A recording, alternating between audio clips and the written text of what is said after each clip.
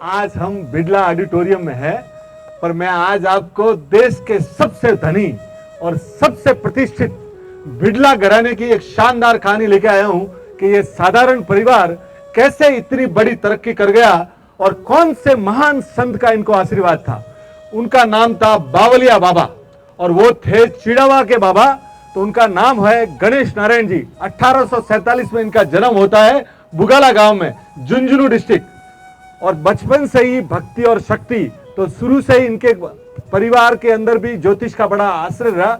और 1886 आते आते इनको जबरदस्त शक्तियां इनके पास आ गई थी। इनको एक बार छोकारी परिवार है झुंझुनू का, उन्होंने बोला कि आप हमारे लिए 9 दिन मां का अभिषेक कीजिए। तो उन्होंने बोला मैं कर लूंगा, पर आप मुझे 9 दिन कोई व्यवधान नहीं डालेंगे।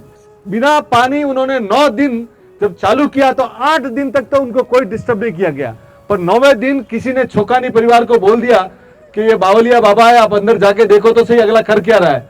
तो उन्होंने डिस्टर्ब कर दिया। उसके पहले माँ उनके आशीर्वाद देके गई थी कि आप भविष्य देख पाओगे। और दूसरी बार जब माँ आ रही थी और वो दरवाजा खुल गया और माँ अंतर्ध्यान हो गई, तो उस समय बावलिया बाबा की स्थिति बड़ी विचित्र हो गई। वहां से उनकी पूरी तपस्या भंग हो गई और वहां से वो गुड़ा गाडोली के जो जंगल है ना पहाड़ों में, वहां उन्होंने 13 महीना तक तपस्या की।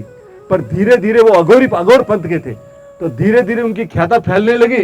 तो उस समय जुगल किशोर जी बिड़ला थे, वो वहां से रोज ऊंट के ऊपर वहां आते थे और वो बाबा की रोज सेवा करते थे निस्वार्थ भाव से। बाबा के लिए खाना लाते थे, बाबा के लिए पूरा का पूरा बाबा को नहलाना, बाबा के स्वास्थ्य का ध्यान रखना।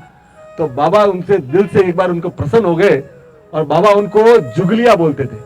बोले जुगलिया, आज तू चला जा, आज तू कलकत्ते की ओर चला जा। और आप सुन के ताज्जुब करेंगे, अब जब ये जुगल किशोर जी बाबा जी का बांध के चले तो थोड़ा दूर आगे गए तो उनको एक सांप दिखा। सांप के ऊपर सोन चिड़ी लिखी हुई थी।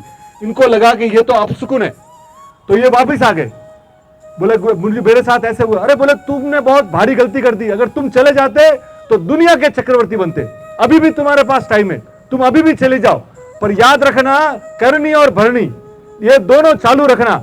यानी आज भी आप देखेंगे ना बिरला मंदिर, बिरला स्कूल्स, ये पूरे के पूरे उन्होंने बोले। और उसके बाद जब जुगल किशोर जी गए ना, तो वो दुनिया ही नहीं पूरी दुनिया के अंदर जो ये बिड़ला बा खानदान जो बना ना सर, ये सिर्फ चिड़ावा वाले बाबा की देन थी। आप ये सोचिए कितने बड़े शानदार रहे होंगे। आप सोचिए अपने यहाँ कितने महान संत हुए। और उन्होंने उनके अपने जो खेतड़ी के अजीत सिंह जी थे ना, जिन्होंने चिकागो भेजा था विवेकानंद जी को, वो भी उनके अनन्य भक्त थे।